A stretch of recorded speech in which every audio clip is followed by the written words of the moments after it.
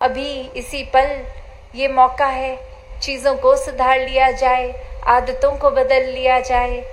तो ऐसे संत तो फिर एक पल में ही अपना ये एक स्वभाव के अंदर बुराइयां जैसे ही आइडेंटिफाई हुई तभी से चेंज कर लेते हैं।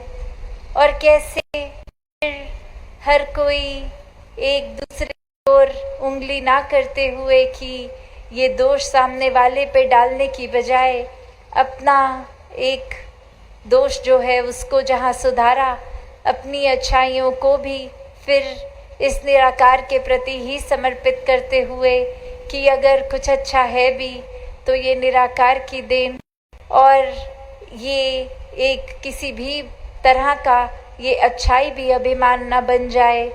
तो भक्त उस तरह निराकार के भय में रहते हुए कि किसी पल भी ये एक गलती हो ना जाए, जहाँ आनंद प्यार ये निराकार से प्रेमा भक्ति करते हुए हर कोई करता है, वहाँ ये चीज़ों का भी एहसास रहना कि ये तन मन धन चाहे निराकार ने संभाल करने के लिए दिया है, फिर भी हम इसका दुरुपयोग ना करें, कोई भी चीज़ को फॉर ग्रांटेड ना लें कि ये सब चीज़ों ने तो एक तब्दीली आनी ही है। आज अगर स्वास्थ्य ठीक है, एक हम हृष्ट पुष्ट हैं, एक शरीर से जुड़ी हुई चीज़, तो कल बुखार भी आ सकता है, बीमारी भी हो सकती है, और फिर वो एक दवाई करने के बाद वो स्वास्थ्य फिर से एक हमारा ठीक हो जाता है।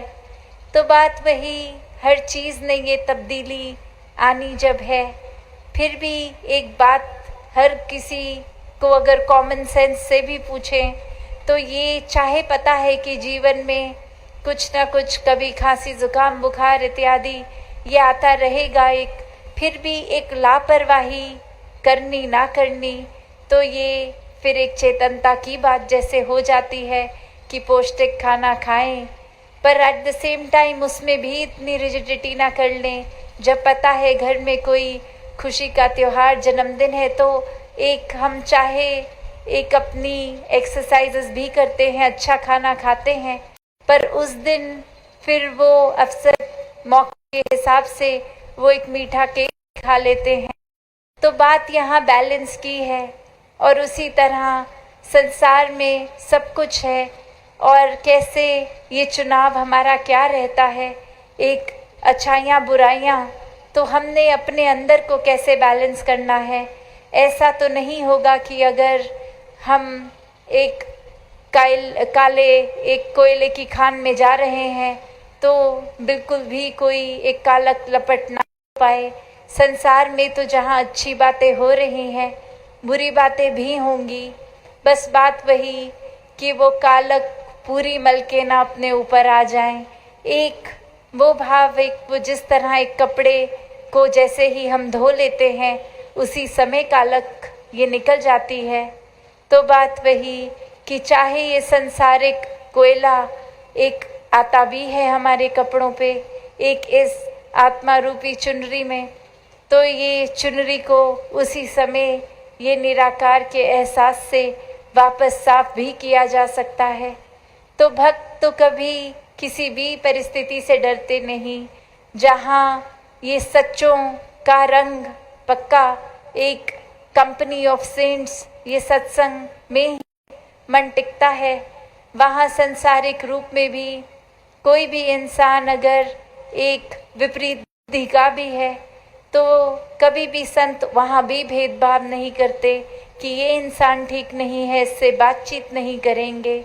नहीं, वो चाहे रंग मैला करने वाली अगले की सोच एक मुंह से निकले बात हो सकती है, पर संतों को पता है ये चुनरिया पे पक्का रंग चढ़ गया है तो कच्चा चढ़ नहीं सकता, और थोड़ी देर के लिए अगर चढ़ा भी है तो ये वापस धुल के फिर से सत्संग सेवा सुमिरन इस निराकार के एहसास से इसने वापस साफ हो जाना है।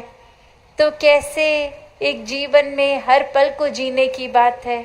एक सिर्फ हम अक्सर इस बात में भी फिर एक बायसनेस डाल देते हैं कि हम सत्संग जाते हैं वो सत्संग नहीं आते, तो हम ठीक हैं, वो ठीक नहीं। नहीं, ये ब्रह्म ज्ञान ने तो सारे फर्क मिटा दिए हैं। एक मैं और तू जैसी कोई बात ही नहीं।